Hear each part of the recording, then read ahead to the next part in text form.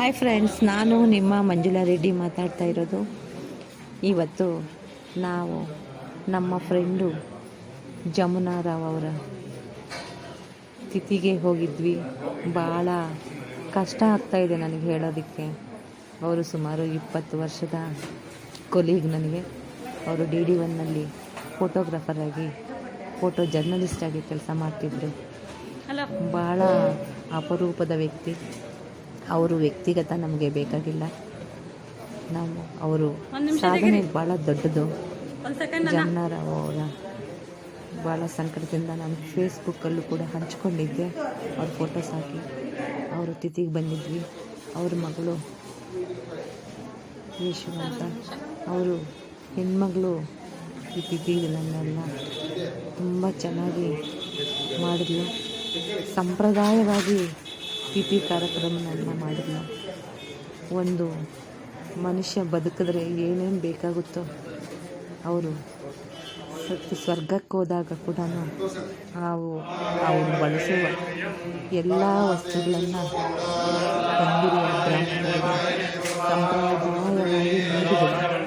ತುಂಬ ಮನಸ್ಸಿಗೆ ಹೆಣ್ಮಗಳು ಇಷ್ಟು ದೊಡ್ಡ ಕಾರ್ಯಕ್ರಮವನ್ನು ಮಾಡಿದರು.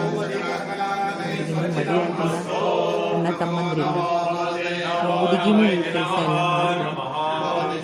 ಆ ಸಂಪ್ರದಾಯವಾಗಿ ಬಂದಿರುವ 20-30 ಜನಕ್ಕೆಲ್ಲರೂ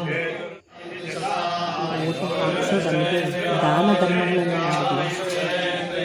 ಬಟ್ಟೆಯಿಂದ ಹಿಡಿದು ಹಾಸಿಗೆ, ಕರದಿಂಡು, ಛತ್ರಿ, ಚಪ್ಪಲಿ ಎಲ್ಲ ದಾನ ಮಾಡಿದ್ವಿ. ಗೋದಾನ, ಭೂದಾನ ಎಲ್ಲ ಮಾಡಿದ್ವಿ.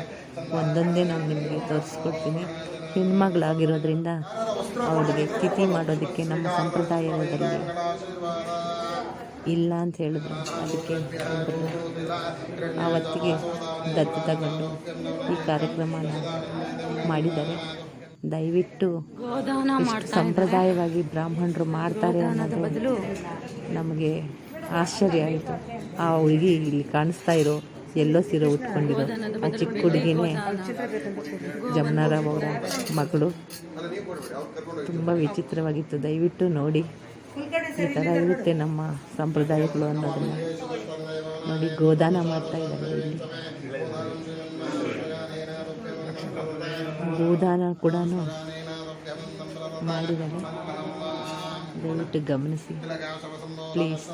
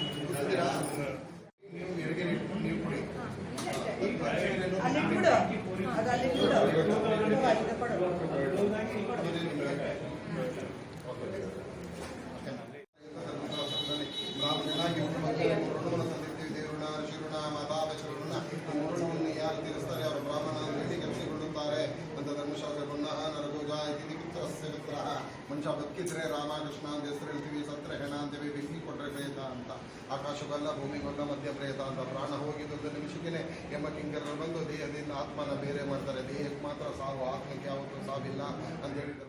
ನಿಮ್ಮ ಬಂಧುವು ಯಾವುದೋ ಒಂದು ಜನ್ಮದಲ್ಲಿ ಆ ತಾಯಿ ಋಣವನ್ನು ತೀರಿಸ್ತಾ ಈ ಜನ್ಮದಲ್ಲಿ ಒಂದು ಋಣ ತೀರಿಸಿಗೆ ಭಗವಂತ ಇವ್ರನ್ನ ಸದುಪಯೋಗ ಮಾಡಿಕೊಟ್ಟಿದ್ದಾನೆ ಅಂತೇಳಿ ಧರ್ಮಶಾಸ್ತ್ರದಲ್ಲಿ ಪುನಃ ನರಕೋ ಜಾಯತಿ ಪುತ್ರಸ್ಯ ಪುತ್ರ.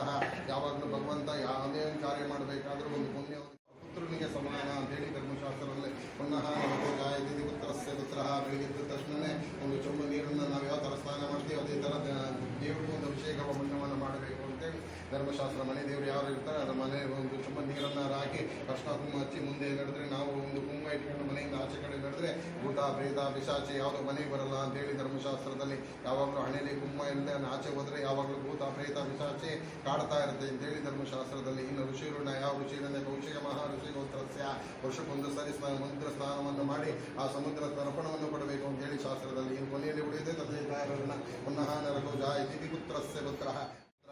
ಆತ್ಮಕ್ಕೆ ಬೇರೆ ಆದ ತಕ್ಷಣ